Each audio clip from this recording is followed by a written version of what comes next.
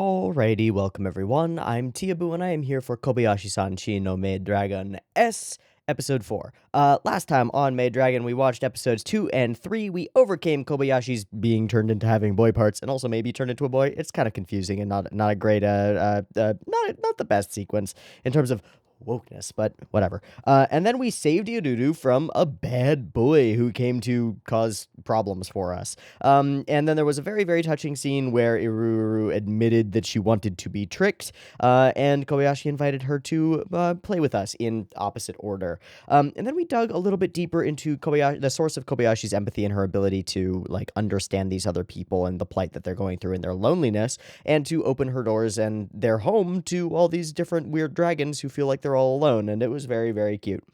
We started off the next episode with kind of like re-socializing 𝘍𝘰𝘰𝘥 and giving her the chance to interact with children who like were able to bring her into their play by playing with Kana and Saikawa, and that was very cute. And then we moved into a whole sequence about maid outfits and identity, and then we moved into a whole sequence about the value of a hobby and the impossibility of finding real value in something if you're not having to struggle for it, which is interesting in Tohru's case, because we kind of started that off in the first episode with her joining like the maid club and being like, or the maid cafe, being like kind of too good at everything and not able to really struggle there. So I wonder if that will be a big theme for Tohru in terms of finding some kind of fulfillment in doing something other than just being Kobayashi's maid. Or maybe it'll just lean on the fact that she really enjoys being Kobayashi's maid, and that'll be good enough for us. Either way, these episodes have been really good. The show continues to be really good. It's really pretty, and there's a ton of animation stuff going on that's really lovely. And it hasn't irked me in any way, shape, or form. I'm enjoying it wholesale. So let's watch episode 4 and see where we go from here. I don't know what to expect from this one. Let's get into it. I've got the episode up and ready to go. There will be 2 versions, picture-in-picture in the description, timer on YouTube, beep timer to count you down, and early access on Patreon as usual. I'll also say that it is the day before Thanksgiving and tomorrow is Gundam, so I'm just going to mention it here. I'm grateful for this show. I'm thankful for this show. It's a lot of fun. I'm also ultra mega thankful for all of the people who support this channel on Patreon. Y'all are the best, and I literally couldn't live without you. So that's fucking awesome, and I love you all. Okay, let's get into it. Beep timer for Maid Dragon, episode 4.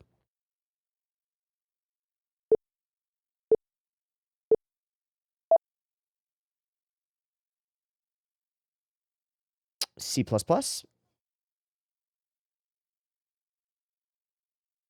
Hello, Elma. Oh, it's your code. Yeah, I'm looking forward to seeing what the code actually is. Because, your code?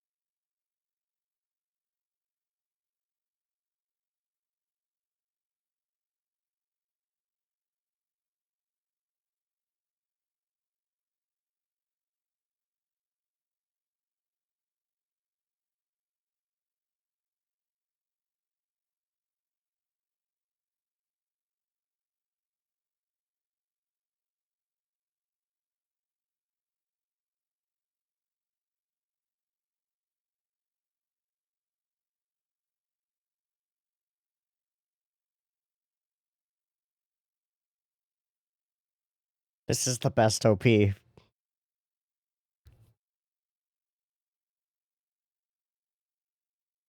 mean, like, Groove and Magic exists, so it's not the best OP. But it's up there. I know I've said this before, but each time I hear it and each time I watch it, because the visuals are what make it, really.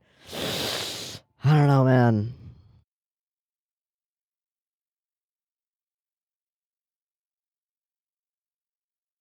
It's just really fucking good. I don't know, man. Mm-hmm. She is an ancient dragon, right? Like,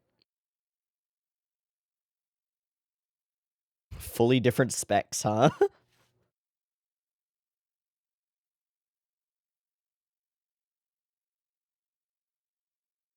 Do I get a promotion? Do I get a promotion? Do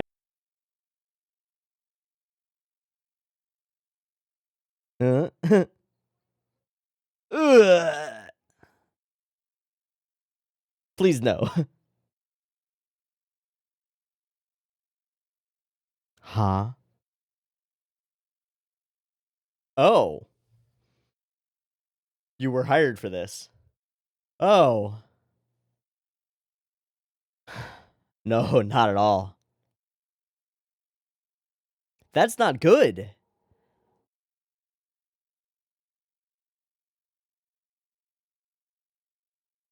Hmm. Hmm? Huh? Fight over what? Mm. Mm-hmm. Oh, in this case, he wants to compete over who can do the most work. I see. Okay.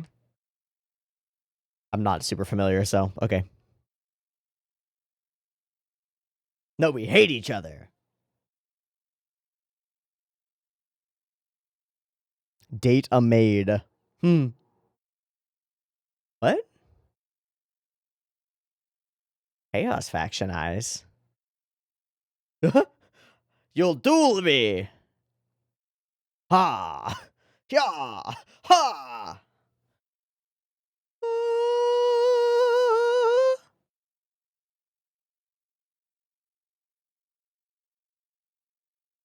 She's got to will it.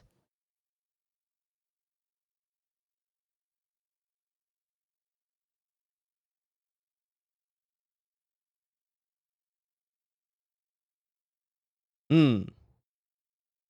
Me? Motherfucker. Later!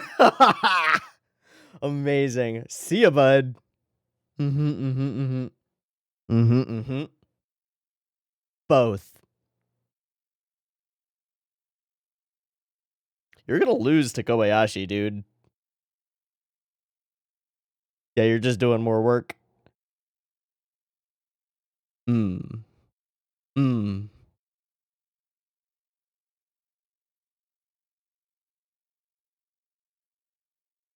No, no, no, no, no. You gotta take your breaks. Gotta take your breaks. You're gonna burn out. It's not worth it. Take the break. You are a formidable foe. Ah. Oh, there's a... Yeah, there's a missed meaning here. Probably.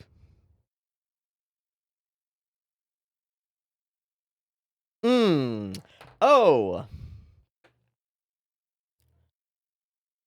Uh, that's not quite what we mean, Elma. But it is really, really kind of you.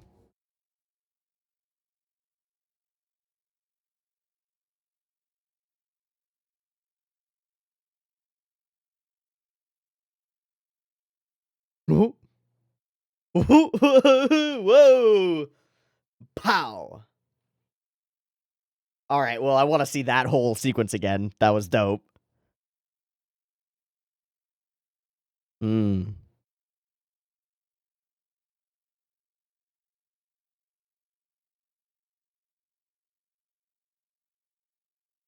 Don't bring your old contacts to here. Well...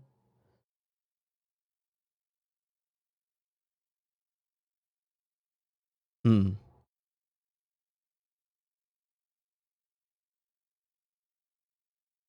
Ooh, sticky sweet pudding.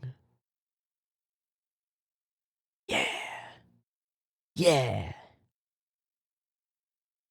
Yeah. Let's go drinking now, everybody. Drink it down.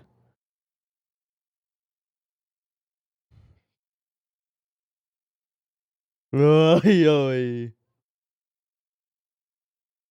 Whoa, that's gorgeous.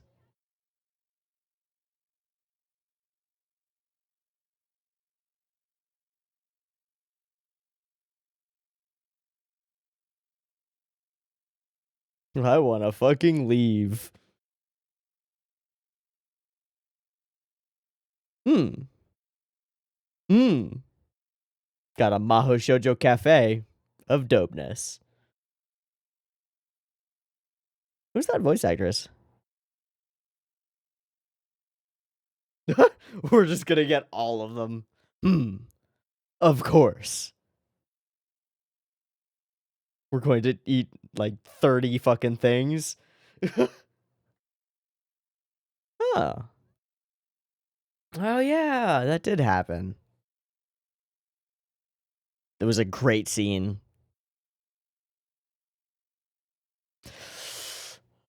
Oh, the sparkles are nice. Oh boy. Those are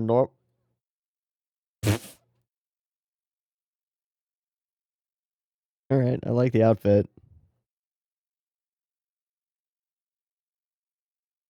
Nope. Not even a little bit. I'm a fucking dragon. Ha ha ha ha. Yeah. You just walk around and watch. Wow, thanks. Ah.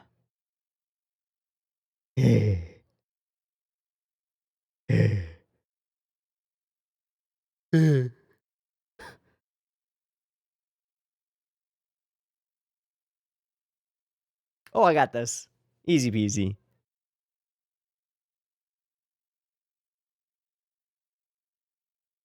Hey, let's tilt that the other way. Yes, I have a problem. You are the problem. You're going to hit a woman. Huta. Hapa.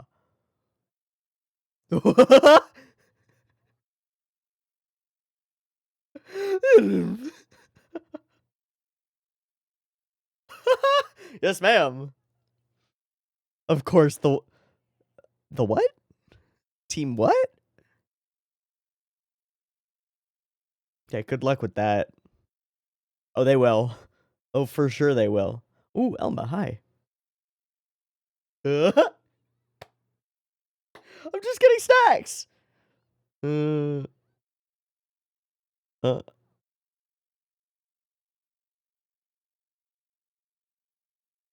huh? Impossible. Impossible.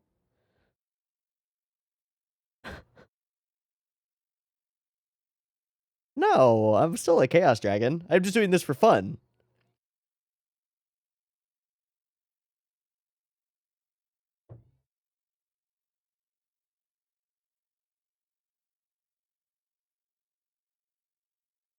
Well, that's actually a recipe for a disaster.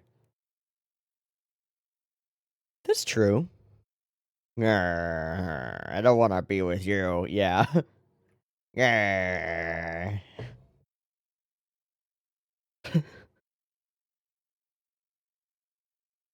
Thanks, camera angle. Oh, no, no, no, no, no.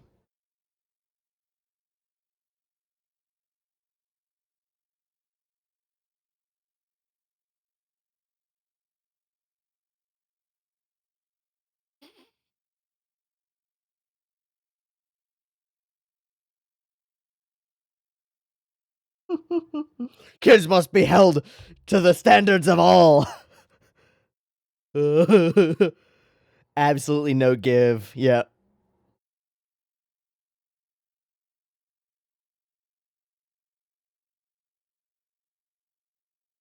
Oh, what a compliment. Now, you both hate each other. Mmm.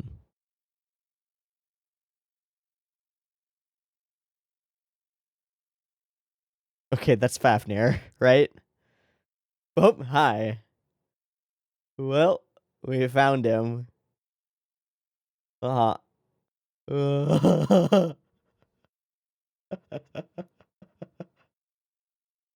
It's a Mahou Shoujo thing, isn't it?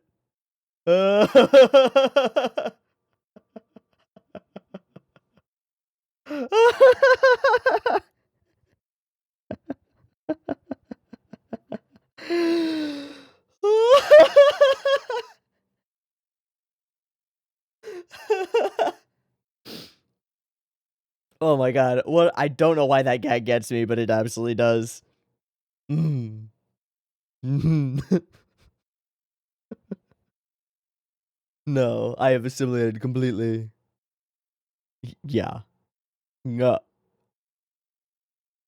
Sure, bud. Seems to be doing okay, man.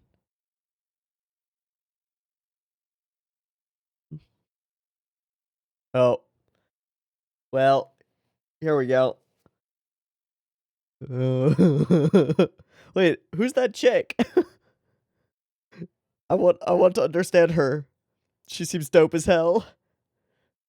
Ah, Onaka. My dude.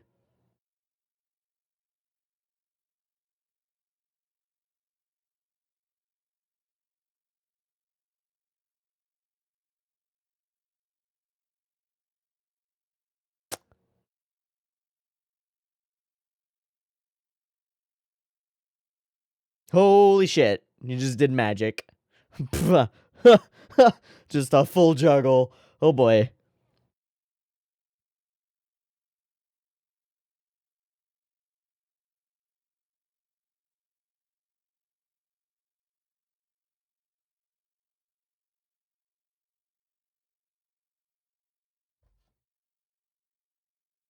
Well, we murdered a bunch of people. Cool, cool, cool. Good job. Oh, hi. Oh, hi.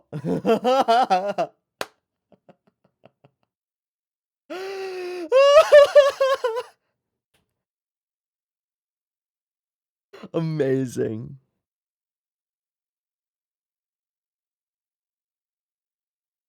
You should. You shouldn't.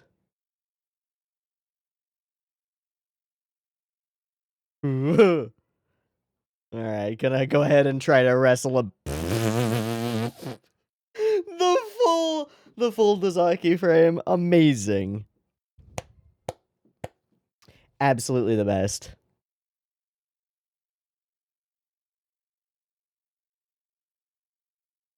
Horrifying. Okay. Agreed. Full agree. Mm. Ow. Got it.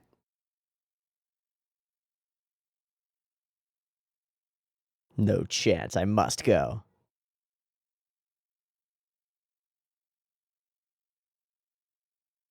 Bye! Parkland! Son, it's all fake. I thought you were a master.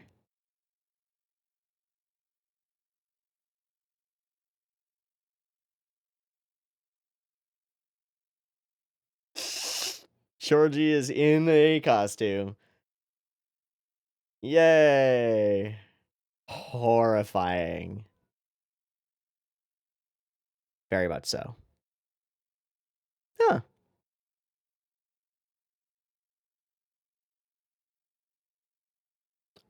Maid cafe?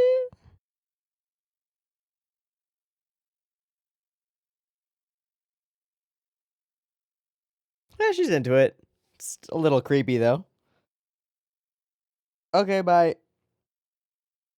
Okay, bye. Have fun. Don't get picked up by strangers. Uh-oh. Whoa.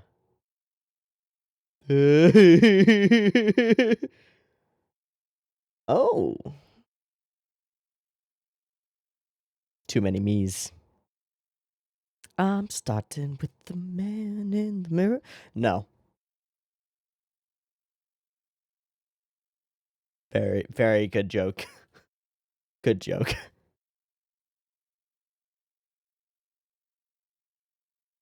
Oh, you're just echolocating. Clunk. Oh, hi, Georgie. Okay.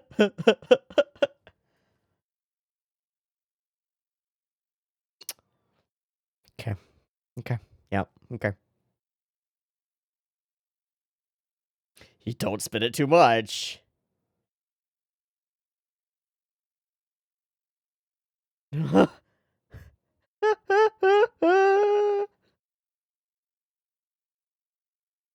This one you're missing.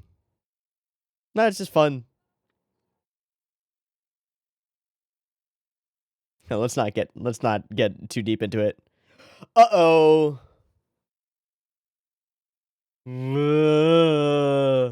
Fun. Oh shit. Very fun. Georgie? Ah. Oh no. uh, uh-huh. Hi, Georgie. Sure. Oh. Totally different style?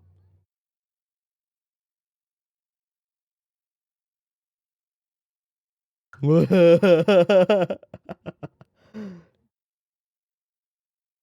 in a different one, Georgie?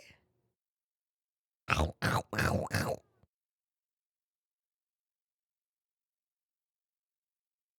Oh.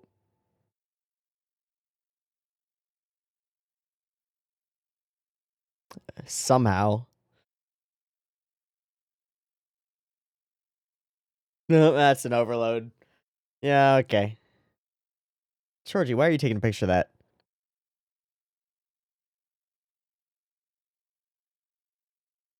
Oh, that's such a cute little cycle.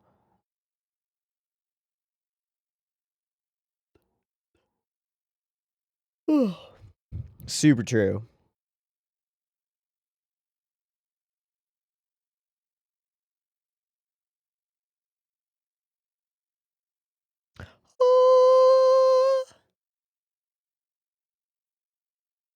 Full Victoria, and she's gone. Oh, nope, she's just gone in that way. Good, good, good.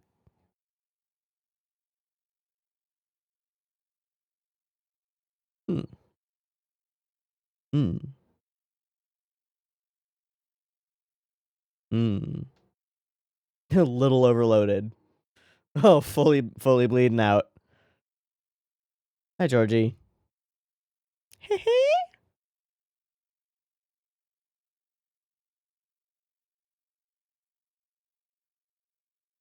You should have a bunch of pictures by now, Georgie. Like a bunch.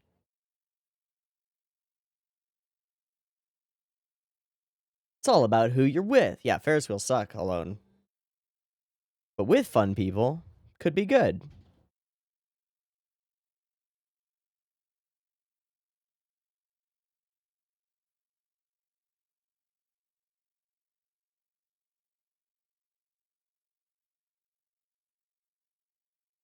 Hmm. Hmm.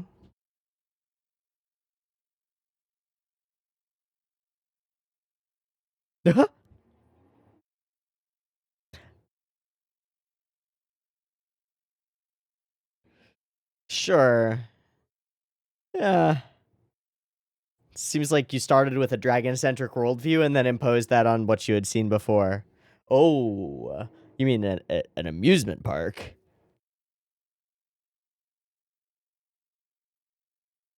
Hmm.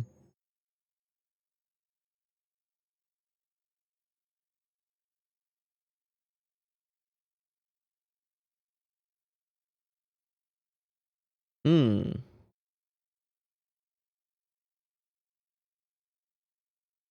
I chose my name. Cute. Oh, and that's sent. Wait, this is different again. Okay, now it's the same.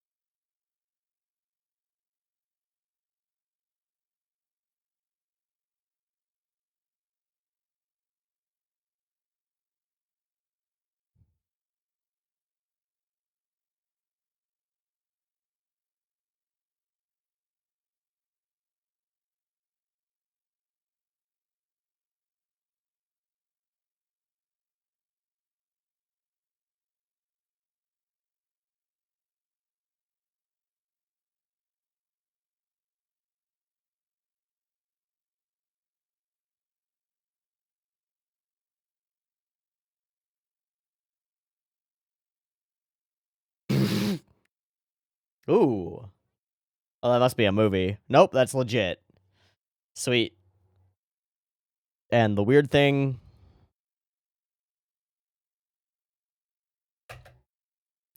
Might mess up and get in trouble. Lucky advice, reflect that and try replacing sleep time with study time. Okay, weird. Looks like we were gonna have some kind of strange fight and weird things going on next episode. I'm intrigued by this because it seems like maybe there might be some story development, which could be very interesting. But we start off with the work sequence, which is quite good. I do want to see this code and just take a quick look and see what's going on here, because it's C++, which is not a language that I spent a lot of time programming in, and I think that's a flaw in it, but I don't know. Regardless, so we're connecting to a SQL database server, and we are putting in the name of a dragon. It tells us that we entered that dragon's name, and then it gives us the cup size and the waist size of that dragon, so... It's a pervy code. All right, we did it. Nice. I'm sure that's not what the original in Japanese says. Well, I'm not positive. It could. It could totally say that. It doesn't matter. But we find out that Elma is good at the programming stuff. And then we watch our delightful OP again because it's super delightful. I have to skip it because copyright, obviously. But a cool little moment. And then a cool little thing where we find out that Elma is deeply and ultimately extremely competitive. And good stuff, Elma. We can get you working. And also, you should have been doing all this work from the beginning anyway. Here, have all these forwards of all the work that you should be doing. That's a familiar feeling to some programming days that were my thing for a while. Anyway.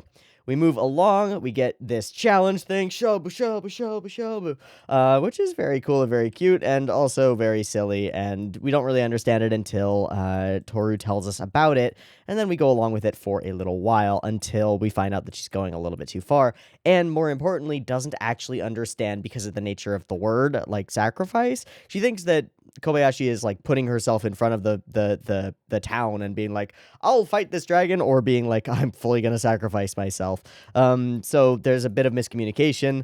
I do love this gag that he just thrusts all his work upon them and then leaves. It's great.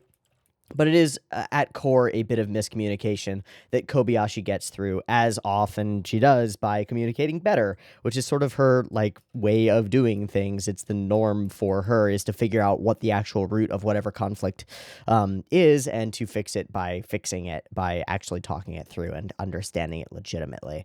As opposed to what we see in this episode with Tohru, who uses brute force to overcome conflict, right?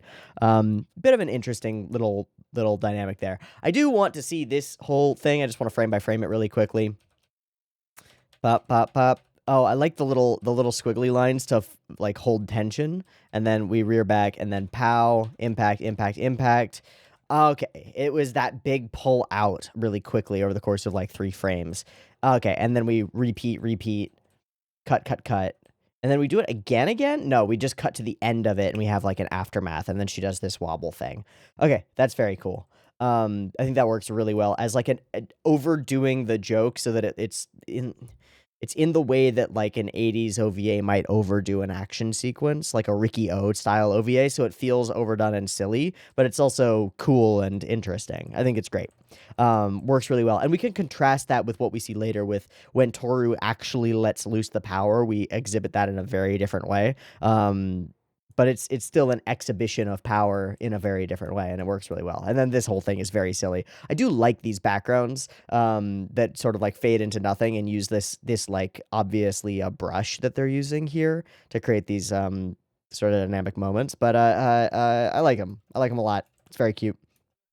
I would fully watch this show. Whatever this show is in the background, it's very Mahou Shoujo-y, like could be Precure, could be any sort of thing. Wow, that dude is fully just there with a stuffed animal. That's next level, my man. And we are here to get all of the collectible coasters, because why wouldn't we be? Hell yeah. Also, I think that just for just crazy background characters, the character designs on these background Mahou Shoujo characters are dope. They're great. Like, that's a great Mahou Shoujo character design. Very standard pink cure, right? But it's a great character design. I think I like it a lot. And they made all sorts of different promo art for it, so that's kind of amazing. Okay, so we go off with the neighborhood watch, and I have to mention another outfit that I gotta admit that I really like this outfit on Tohru. It's really cute. I mean, it's a little much, but it's not a lot much. It's really cute. Okay, so we end up in a red zone. Oh no. These people, they're doing a thing. I love how we do this classic tilt to be like, oh, I'm so imposing. But we're taking the piss here. Like, this is fully a joke. We all know that Tohru can whomp this guy with a pinky, and she proceeds to do exactly that. But he doesn't know it, so we're framing this from his perspective, kind of. Yeah, I'm gonna punch a girl. It's kind of an Obari punch. It's not really an Obari punch. The aftermath of it kind of is, but it's not really. Flash, flash, flash. I do like those explosions of like, yeah, these mist things up in front of it. These are cool. And then, of course, she's just fully teleporting out of the way. Wibbly wobbly, huh? Dink. And I love this black and red little frame that we go to. Dink, full impact frame, black red frame, and then we put lightning over it again. Yeah, okay. Crackle. Cool. And then he just becomes liquid, and it's all on ones to make him look very fluid as he like, blah, blah, blah. Really great sequence. The little black-red dink moment reminds me of Sarazanmai when they get the, like, orb from inside the characters' butts. It's a weird show. But there's, like, a similar thing where everything flashes red on black, or black on red, depending on how you see it, and creates this, like, unique impact frame. And this reminds me of that very similarly, and I think it's really cool. Okay, and then just the pure overwhelming fear and genuinely terrifying Tohru being genuinely terrifying. Really great. And of course, I love this trope. I love the "we'll get you back." The one guy who wasn't in the fight just yelling, "We'll be returning and you'll regret the day you fucked with Team Dragon Busters." It's like, all right, sure, whatever. Suspicious person, suspicion. And Elma decides to join us. I also loved this sequence as she cries enough to like fully wipe the screen into a new frame. It's great. And Tohru is not having any of it, but we leave behind the other one. And I love that their body language just shifts immediately. And Tohru's just like, uh-oh, oh God, oh, what have I done? Oh no, I don't want this at all. Please no. Don't love this frame just because of the framing. But this is the, also, this is kind of a classic thing that you've got a lawful character. It's sort of like old school paladins. It's a lawful character who's like over the top about being lawful. It's very tropey. I'm sure that there's actually probably a TV tropes about it. I guess it's kind of lawful stupid is one trope that could fit. Yeah, lawful stupid immediately comes up. A person who calls themselves lawful neutral or lawful good, but leans towards such rigid adherence to the law that anybody who breaks the law anywhere for any reason is the enemy. Yeah, perfect. It's exactly what it is. I thought that's what it was. Cool. So lawful stupid would be the word for this, and it is exactly what the issue is. There's no balance here, and of course, she views Tohru's willingness to let such small crimes slide as an indication of her chaoticness, which to an extent it is, but you gotta have some kind of balance, right? So that works real well. Let's look for this suspicious person.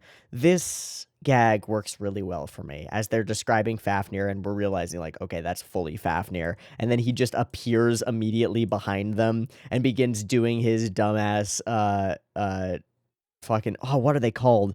The groups of people, mostly men, who go to concerts and wear like these long jackets that are like, fuck, there's a thing for this. There's a word. I think we talked about it in last season of Dragon Maid, but, so it's a hoppy coat. That's the coat. And then I don't know what the group of people would be called. Taiko groups. That's it. Combined with a hachimaki or headband. And also yosakoi dancers, but those are a different thing. And the hoppy coat just stops below the waist. But it's that kind of an idea, and it works really well, and I like it a lot. And it's a very goofy gag that gets me good. That's a lot of G's. Goofy gag that gets me good. Nice. That wasn't intentional at all.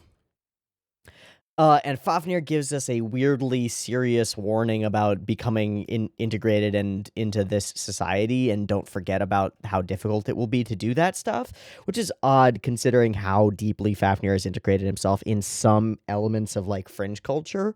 So I don't know what to think about this, whether it's a warning for what's to come in the season, which it might be. I don't remember how old Fafnir is compared to the others. He might just be trying to be conservative in this moment. But I don't know. And we get this moment with Tohru saying the fun's in trying to reconcile the two, isn't it? And I agree with her, and I think that's a core theme of Dragon Maid, is like that there is great fun in trying to reconcile two vastly different cultures or like ways of seeing the world. And I personally agree with that on a philosophical level, like, and I've talked about this many times on this channel, that like intaking new information and also alternative worldviews that don't completely align with what you already have, and trying to figure out a way to smash them together and reconcile them is immensely not only fun but important. But there's something about this scene that really stands out to me, and I think it's the facial proportions of Tohru. I'm not entirely sure, but it does stand out to me as a little bit different and a little bit more serious for a moment, and I'm curious about it. And then we sort of wipe that away as this group of bad guys shows back up. There's one character in here. Yeah, there's this like cute young girl in a white cloak or something, carrying like a bar behind her. And I think we only see her this once in this one frame. Fully could be a character in another series, and I would watch the fuck out of it immediately. Also, I'll say this again. I think that Yankee women are some of my favorite like character archetypes in media. Partly because of a film called, oh shit, I just forgot it. Kamikaze Girls from 2005, which I think is a wonderful film, and you should go seek it out and watch it if you get the chance. It's about another sort of similar situation where you've got two deeply contrasting cultures. One of the main characters is deeply interested in like frou-frou Rococo fashion and like Gothic Lolita style, and then she meets a very like gangsta girl scooter riding with the big thing on the back of it, Yankee girl, and they end up finding a really powerful friendship together and finding a way to like do both, and it works really well. It's a great film that you should definitely go and watch.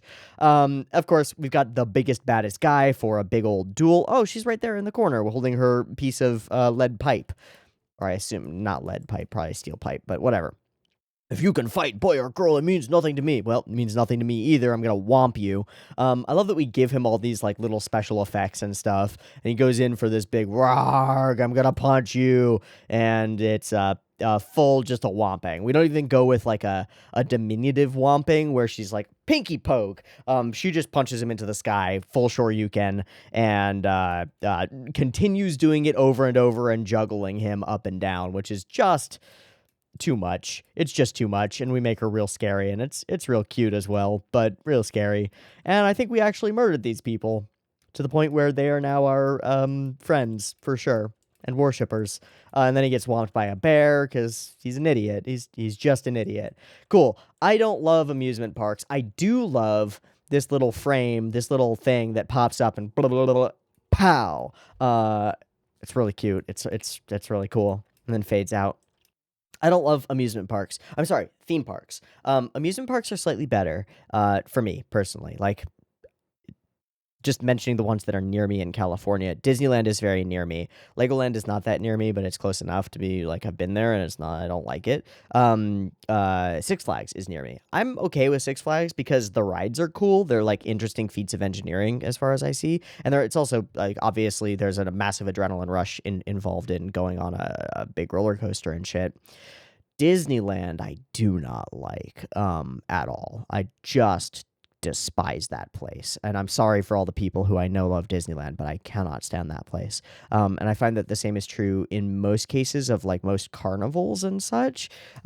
Something about the overt exploration of like pure, like it's not even pleasure, right? It's like forced. I don't know. Something about Disneyland irks me, and I don't have a great argument for why. Just trying to say that I understand Kobayashi's reluctance to go to a theme park, although in this case, Kobayashi's reluctance comes from having never been to one before, which is not a fair way of judging such a thing. As someone who has been to one multiple times, because again they're near me, I really don't like theme parks. Like really don't like them. But I've got my own reasons for that, and I won't try to like make a solid argument for it. If people want to argue it later in comments and stuff, I'm down, but it's not worth it. Okay, we'll move on. We go to the theme park. Georgie being everywhere is a fun and good repetitive gag, and there are a bunch of cool moments where we reveal that she's around. I also like the moment where she's like, "Oh, why is it filled with mirrors? Oh, it's definitely so that we can re-examine ourselves and see the world freshly." No, it's because it's a maze. It's a good gag, and I like the from above sequence that shows Tohru just casually walking through this room of mirrors, but using special dragon senses. It's great. Classic horror stuff, and of course the gag every time that 𝘍𝘰𝘰𝘥 is around is that she is getting touched and then being overstimulated and fully freaking out. Cool, we did it. It's a gag. I also like the look of these unicorns. They're nice and like run down and sort of spooky and completely different from anything real in this universe, and I think that works perfectly for the way that most of the unicorns on those carousels look. It's just right. Cool. Some goofy moments, some fun moments. The talk about who you're with being the most important part of being at a place like this, if you don't enjoy it in the first place, I think is a strong argument. And of course, it's all so that you can ride dragons without actually being able to ride dragons. Wow. But it's not. And we get our little gag at the end in the AD, and that's good. Cool. I like this episode. I like all of the episodes so far. I do like this episode. Good solid set of gags, good solid set of moments, goofy and enjoyable. Okay.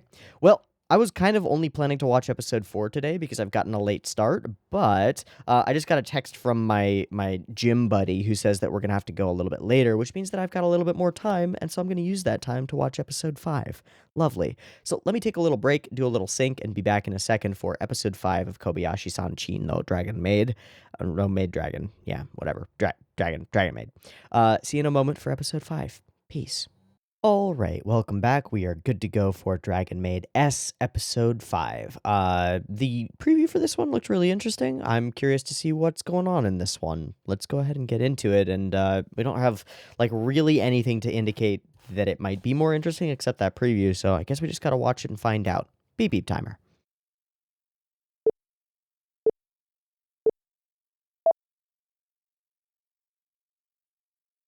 Again?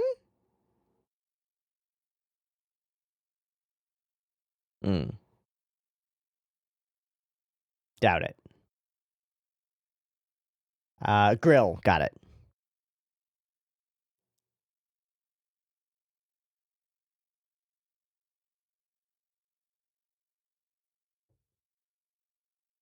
Mm. Hmm. Oh, this is sequence from the OP. Okay. Interesting.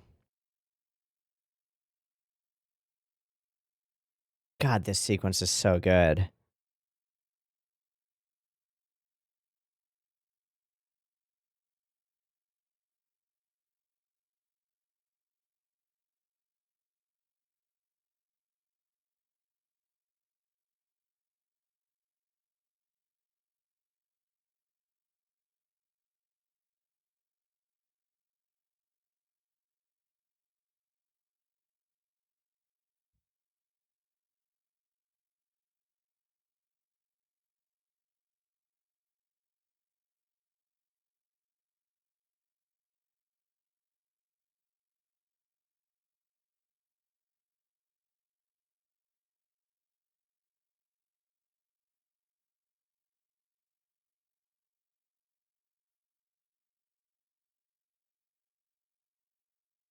So this is them meeting stuff. Okay.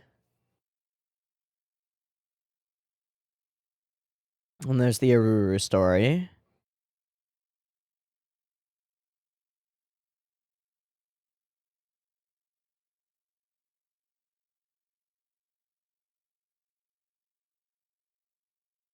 So how did they go from not knowing each other to some kind of friendship?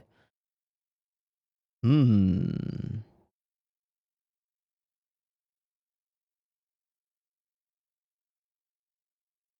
Hi, Tohru. Mm-hmm. True.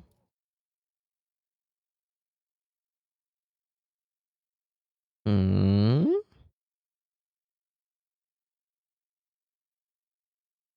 Elma.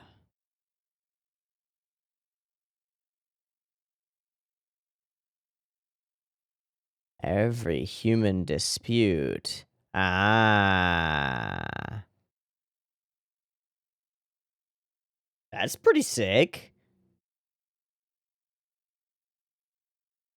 A dragon. Right. Interfering. Hey, camels. An unfamiliar dragon. Oh. What up? Mm-hmm. Just a dragon.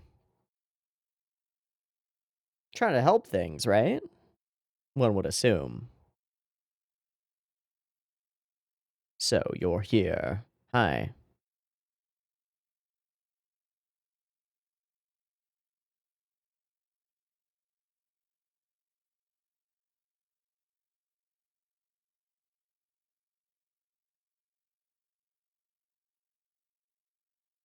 Recognized.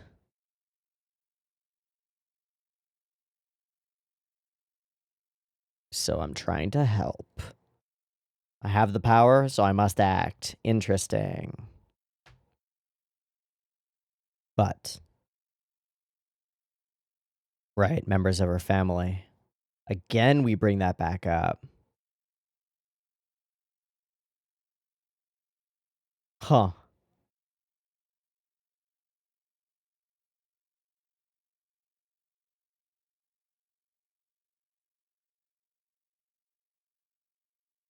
Okay, so you're already familiar with 𝘍𝘰𝘰𝘥.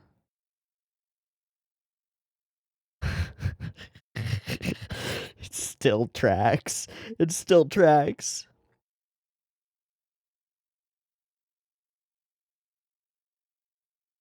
Hmm. Yeah, why haven't you just tried to kill me? Sure.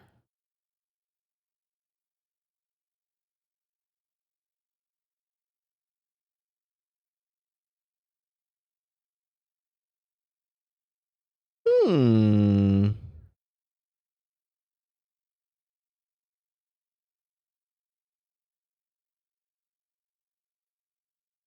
Wow. Hmm? Hey, like early dating.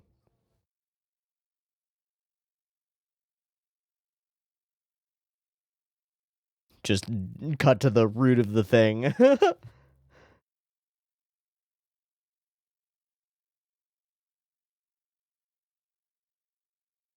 Right. Both of you kind of outliers for your groups.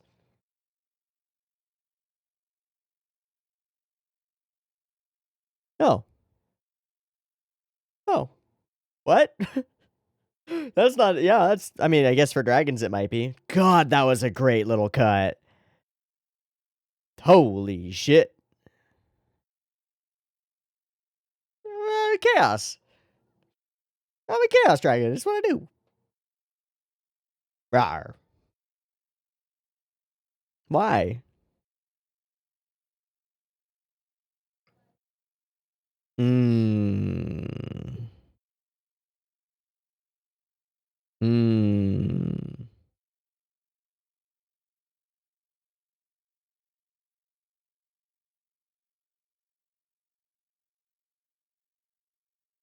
How? They wouldn't accept you.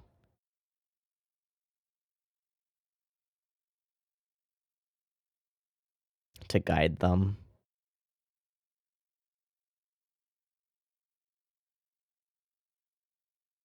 Love her eyelashes.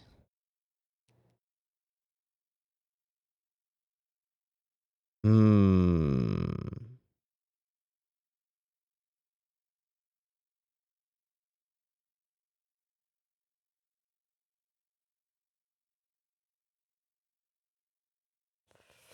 Ooh, what a cut.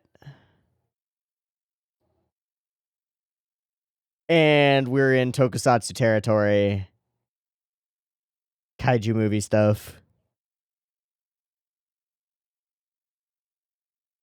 It's still all about the tasty snacks. It's all tasty snacks. All right, that looks sick. Oh my fuck.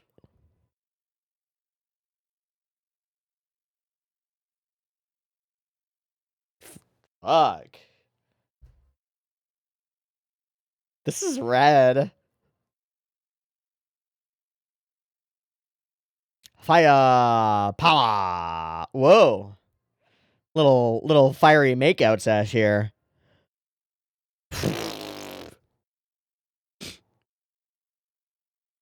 Until now. Both. Mm-hmm. Mm-hmm. Mm-hmm. Mm-hmm. We don't love each other? You seem pretty on the same wavelength.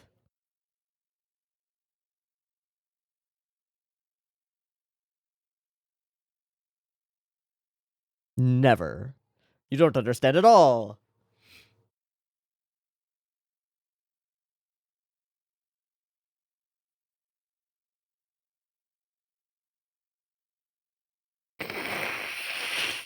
Because it all comes back to food. All right, y'all are cute. Get a room. Fully get a room, you two.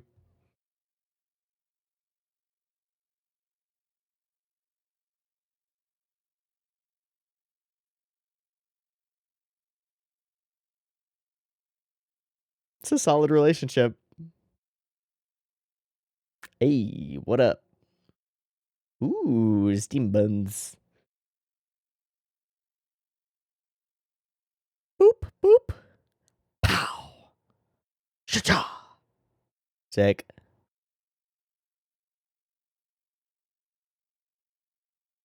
Follow. What's up?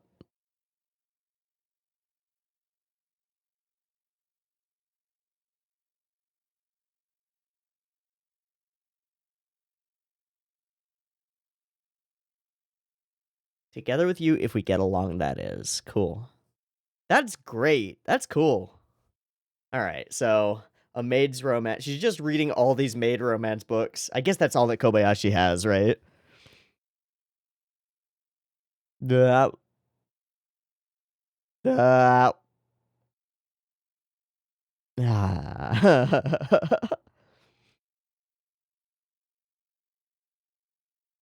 Oh, fuck.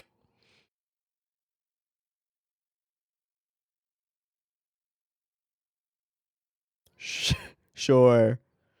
Mm, human time. No.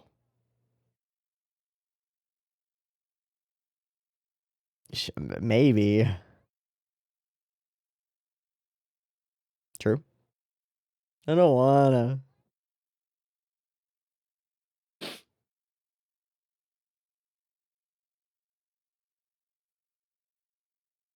No, you won't.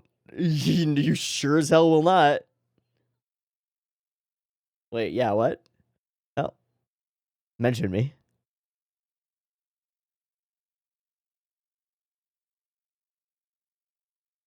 Okay.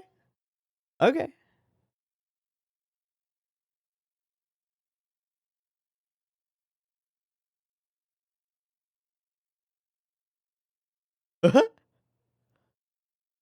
She was. That dude is CG. They're not handballs anymore? Please tell me they're not handballs anymore. Whoa. Mm. Okonomiyaki? Fair. Damn it.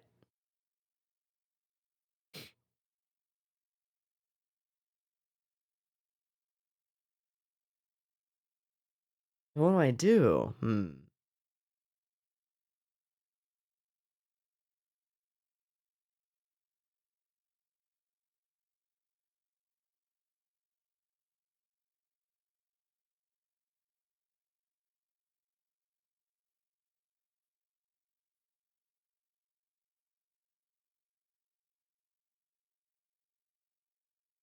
Oh. Ah. Ah. A candy arcade? That could work.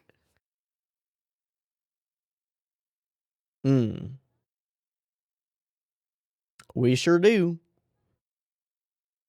Ooh. We found the place.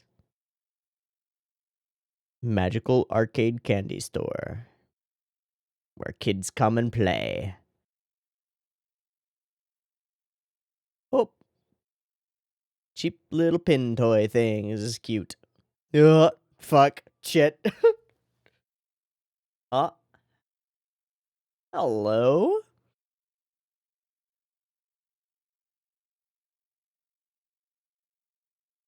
Oh, okay. And I need some help. No, don't close the store. They're gonna close our youth center.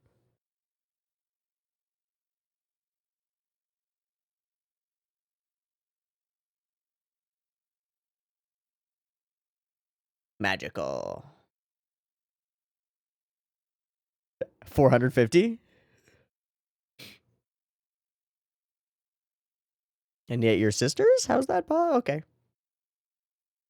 But he doesn't wanna? Definitely better.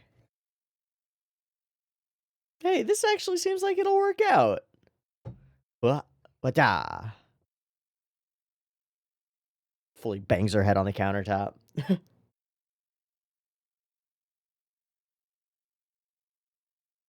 Sweet.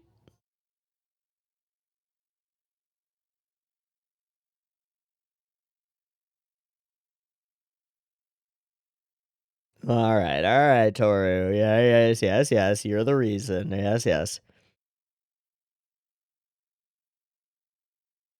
Yeah, wait, what?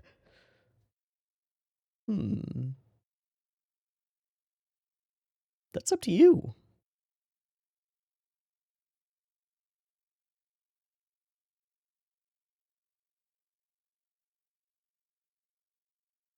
Headbats. Pow.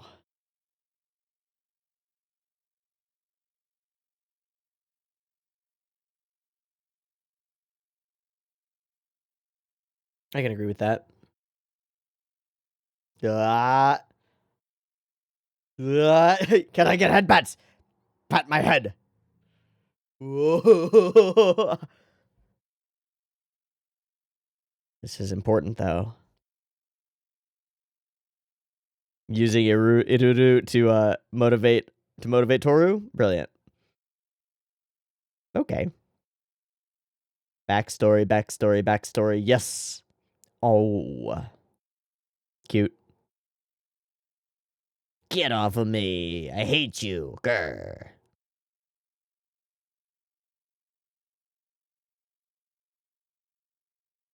Get off of me. I hate you.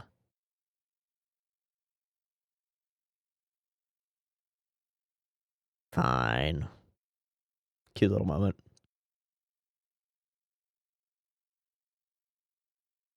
Oh, this is the grandson.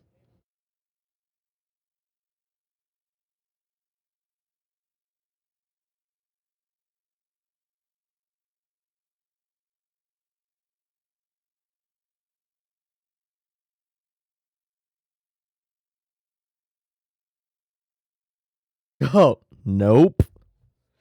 Nope.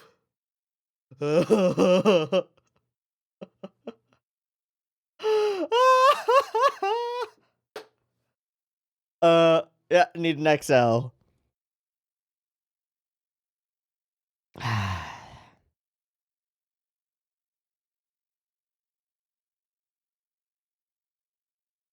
Sure. Sure. Here.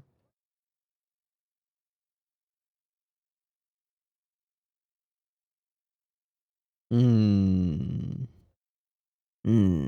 Something's not right. Is she standing? Is he tall? No, okay, she's sitting down. Whoa!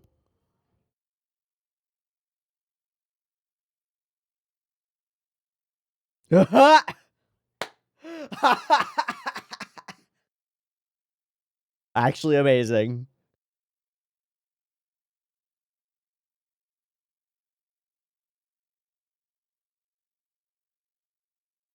I...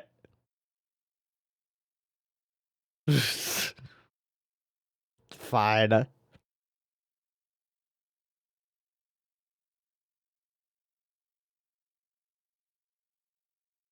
Thanks, author.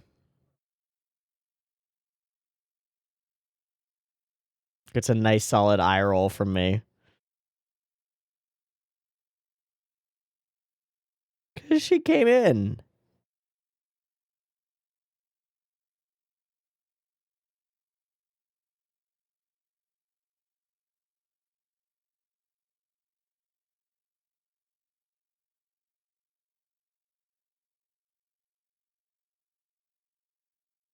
Seems to be doing great. Way more than you.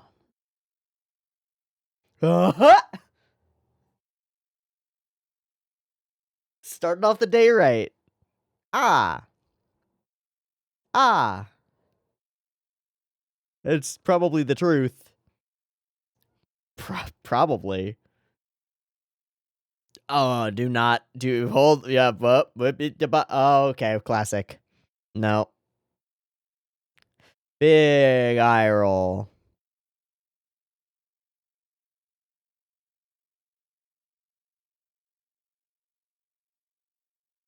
All right, that's a good gag. I have to admit, it's a good gag. So then, all right, we're gonna get wholesome now. In some weird way. Yeah, I know. The first thing you said you wanted to do was to have them with Kobayashi. Because it's work.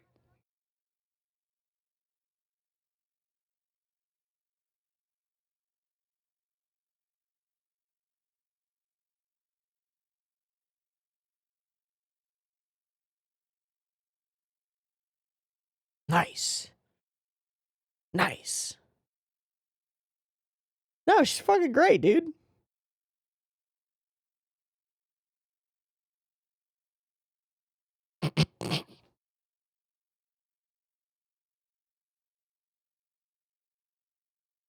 Some guy, I got competition.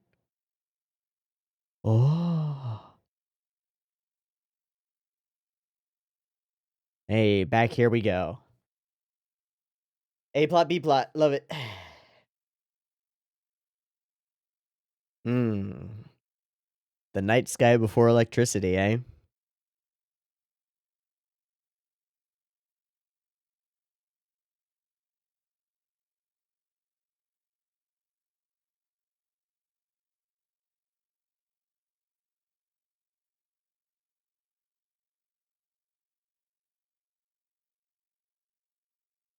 Hmm. Cute. Damn it. Got me.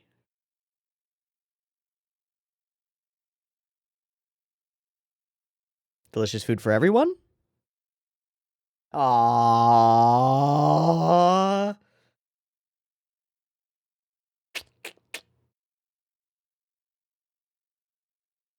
Ding. And in a way, it came true after time. Alright. Alright, that's a cool little plot back there. I like that a lot.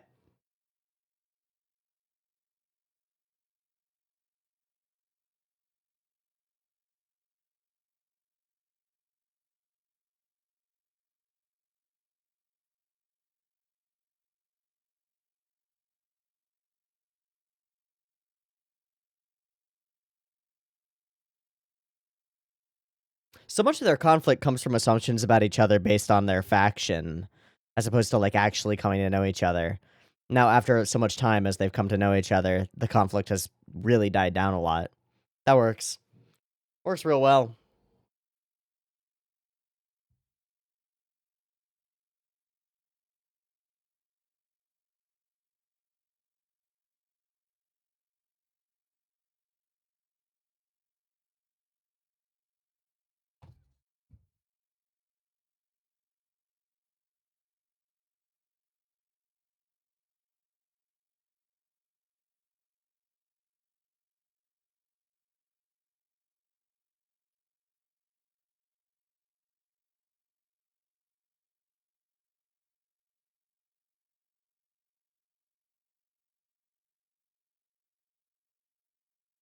Oh.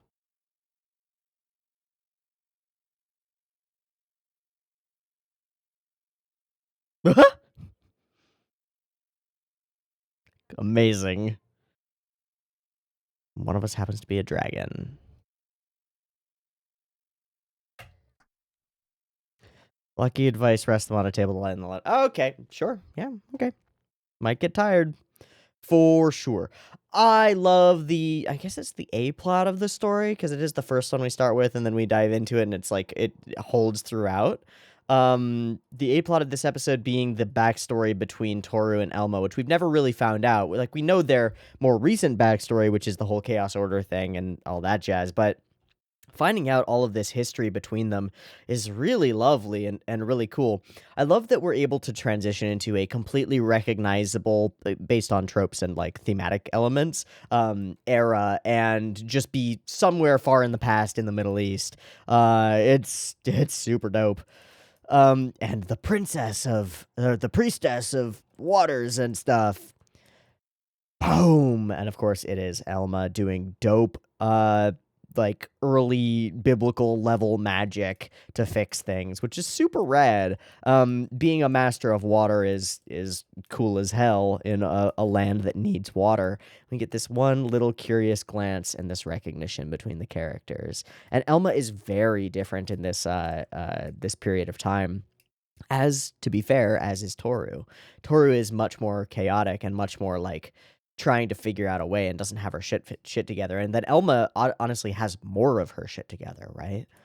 Has a specific goal and specific reason for doing things. This is pretty classic conflict stuff where she shows up, where a character shows up and then just indicates that there must be something like ulterior going on here. There's fully something wrong with this. I do love that at the core root of everything, Elma's whole goal is just to have humans make her delicious food because she doesn't actually want sacrifices of human meat.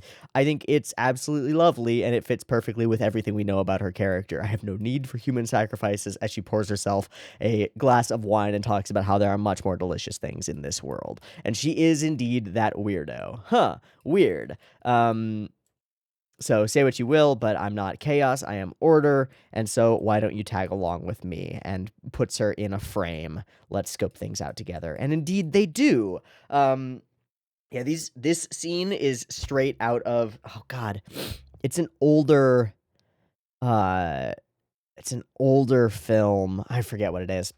But these, very like religiously powerful sequences going to various cities and performing miracles, as well as getting people to perform the miracle of not fighting anymore is immense. And having the powers of a god and being allowed and able to use them for these purposes. It's really cool. And I love this. It's simple. We got to understand each other and realized that we couldn't cooperate, so we tried to kill each other for a while. Classic dragon stuff. It's like, whoa, okay.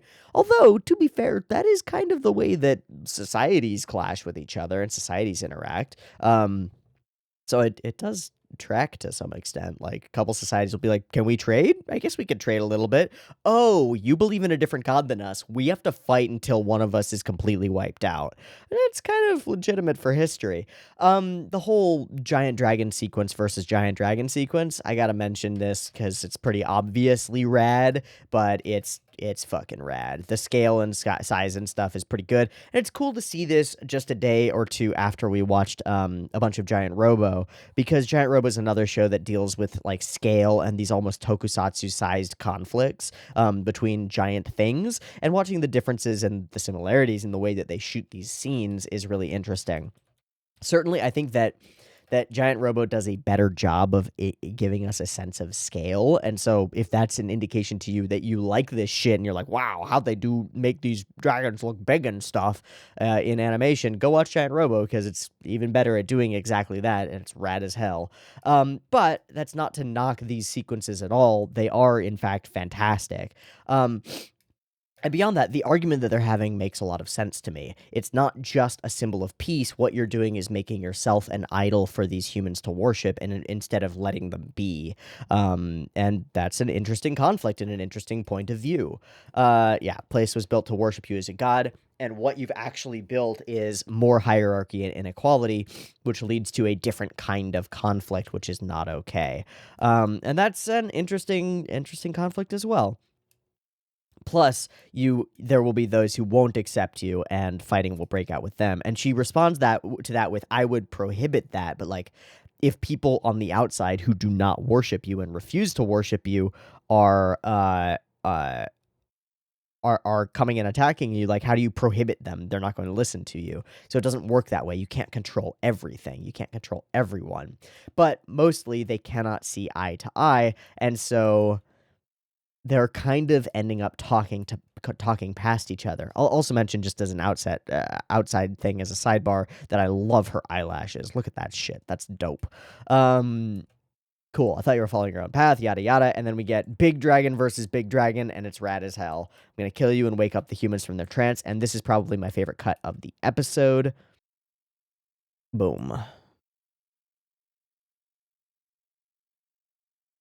Really unique style on the line art, as well as the way that everything sort of fuzzes, and you see how the light of her eyes is like smearing outward. This is really unique. I wonder who's responsible for this cut, if we've got a confirmation on Sakugaburu or somewhere. I'm gonna have to look this episode up on Sakugaburu, which I haven't done yet for most of these. But I think this cut is really cool. And then it becomes clear that it's actually a different layer, a different feature being placed over everything. And then there's the washed out layer in the background as well, that then sort of encompasses everything as we do this transition. We white everything out from the bottom up into blue. And then it becomes like fire to an extent.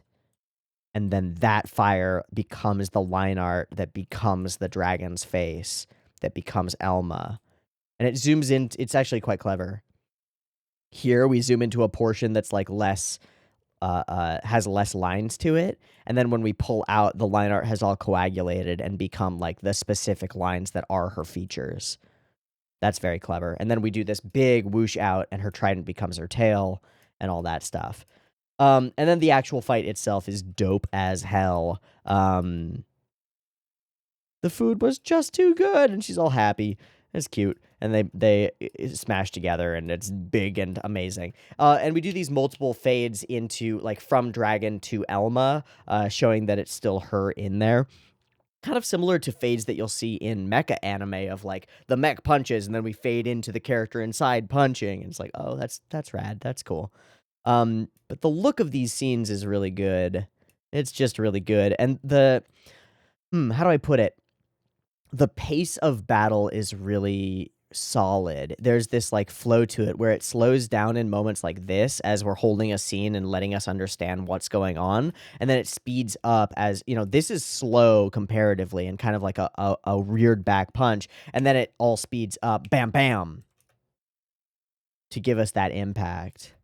Really classic normal stuff, but it works real well to give the effect that we need. And then of course follow through frames, giving it that emotional touch and that real feel. Yeah, and then this is a classic thing. Grab and then whip around. Flip, flip, flip, flip. Super cool. Almost ribbon dancing with a giant dragon. And fire breath, locking lips, and boom. Kind of hot. What? What? But it is a cool thing. We always hurt the ones we love the most. No, but we hate each other. We don't get along at all. They say in perfect unison as they both take the same like expression and are agreeing with each other about disagreeing with each other. But it all comes down to food, and that's cute, and it works out really well. Okay, cool. So they argue and they argue, and we go back to it, and they find a way to exist together because of food. And we get, after all of those moments, we get these quiet moments of bonding time as they walk together silently, and as they later sit by a campfire together silently. And at first, Tohru pushes her off and then allows her to lean on her. Very cute. Okay. So then there's the 𝘍𝘰𝘰𝘥 needs to find a job sequence, which is good. I mean, it's half the episode, so we can't really just like skim over it. It's quite cute in a lot of ways, and there are some good gags to it. But it doesn't stand out nearly as much as that A plot of focusing on Tohru and Elma's history, which I think is the best section of storytelling we've had in Dragon Maid so far. I think it's really excellent. And really effective. I do like the feel of this arcade. I'm sure that if I had spent more time in similar like little candy stores, it would feel nostalgic. It reminds me to some extent of the candy store in Non Biyori, which we've just like experienced for the second time. But the Non Biyori candy store has more emphasis on making it feel nostalgic and like leaning into people who would be familiar with it, as well as demonstrating what it feels like to be in such a place to someone who hasn't been there. Where this one it kind of feels like it just assumes that you understand exactly what kind of a place they're talking about, and I do, but I don't like vibe with it super hard. What I do understand as I'm watching this, and the music helps immensely with that, is that 𝘍𝘰𝘰𝘥 vibes with this place big time. And we get a perfect reason for her to be here, which is, I mean, the first thing that she expressed to Kobayashi was, I want to have kids with you, but that indicates to us a desire to be around children in the first place, which is cool and works for her as a character choice. Supposed to have my grandson take over. Better to have someone who's into it than someone who I have to force into it. And you've got a job. Nice. Welcome to your baito. How cute. I love how Tohru gets jealous and how Kobayashi is almost using that jealousy in order to motivate Tohru. I think it's really great. It works real well. And then this scene stands out to be one of the cutest character interaction sequences just through pure body language, no dialogue through the entire scene that we've had in Dragon Maid so far. It's really lovely and it works really well. I like it a lot. Just a look. Okay, the XL joke works. There are a bunch of boob jokes. They work. They're fine. It's the author being the author. I do think that the gag of 𝘍𝘰𝘰𝘥 being like told to think that this is perverted and that she should blame the guy who's there and call him a pervert is a very funny gag, and I think it works really well. And her sort of delayed like, oh right, you're a pervert, is very funny and works really well. I think it's a good gag. The whole thing is you can justify it if you'd like to, but it is because the author has a fetish for large boobs, and it's fine. I don't hate it. I'm more like, I have more of a problem with the Saikawa Kana stuff usually than with this stuff. It's totally all right with me. Yeah. And of course, she has zero understanding of why that might be an issue, or why it might be an issue for a young man to fall into her breasts, because she just doesn't get it. And that's actually an effective source of humor here, because it's not what we would expect from a show. And it works real well. And they find a way to also bond by, she just wants to play with toys, and he's like, sure, I'll show you how to spin a top. Let's fucking go. And they do, and it's cute.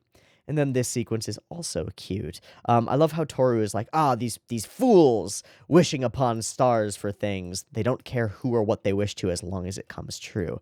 And of course that's the case. But I also think that the idea of wishing is not primitive at all. I think that the idea of raising your eyes above the heaven and looking at something transcendent and like wishing that you could achieve something or have something that you currently can't can't achieve in like short period of time is the core of what like one of the core things that makes us human and one of the things that allows us to grow as individuals. So I don't think that that's a primitive practice at all. But of course they end up leaning into the practice as well and wishing for a bunch of food. And Elma's line, "I would wish for enough delicious food for you too," is very freaking cute, and I have to give credit where credit is due for making a cute line very cute. Wonderful. Okay, as I said, I'm going to look on Sakagaburu just to see if there's a confirmed, if we know who animated specifically the sequence with Elma. Ooh, there are a bunch of cuts. I think one of them is actually listed. Most of them are going to be presumed, unfortunately, but that's okay. Going through them. Blood splatter. I don't remember there being anything particularly interesting here. So I'm not sure super why this has been put up. Okay, that's fine. And it's artist unknown. Lady dancing, spinning around. Cute little moment where she throws the thing. I do like the look of the buns as they're moving and being caught. It's quite cute, but again, it doesn't stand out to me as deeply impressive. This sequence stands out to me as deeply impressive. Are the lines for the drawings thicker? Yes, big time. Clearly, for sure. They're not only are they thicker, but they're undulating from this filter that's put on everything, which is really unique. And of course, this transition sequence is the coolest cut that we've had in Dragon Maid so far, in my opinion. It's just rad as hell. Cool. Big fighting cut. Again, it's artist unknown, which is unfortunate, but it's okay. And this is good character acting here. And as they like go past each other, and we get good facial acting as well. And this whole sequence with the big, like, Noah level flooding and stuff, or I guess Moses level flooding and parting of water and stuff is pretty rad. But all of them are artist unknown. That's unfortunate, but we did get to see some cool cuts again, so I'm happy with that. Cool. These were a couple of awesome episodes of Dragon Maid. I do think that episode 5 stands out to me as having a good chunk of, like, story to it. Even if the story isn't happening in present day, present time, it expands out on a couple of these characters in a really powerful way. And I feel like I understand Elma a lot better after this sequence. I wonder if we'll get more of the story in these like old times, but I don't mind if we don't. I think that this section on its own does a lot to improve our understanding of that character and like why these characters treat each other the way that they do. And I think that's really good. All in all, another couple of really well-produced, well-functioning, well-flowing, very fun episodes of Dragon Maid, sandwiched together between a dope OP and a dope ED. What do I have to complain about? It's a damn good show. Hell yeah. I'm going to wrap there, and I'll see you next week for more Maid Dragon. See you there. Peace.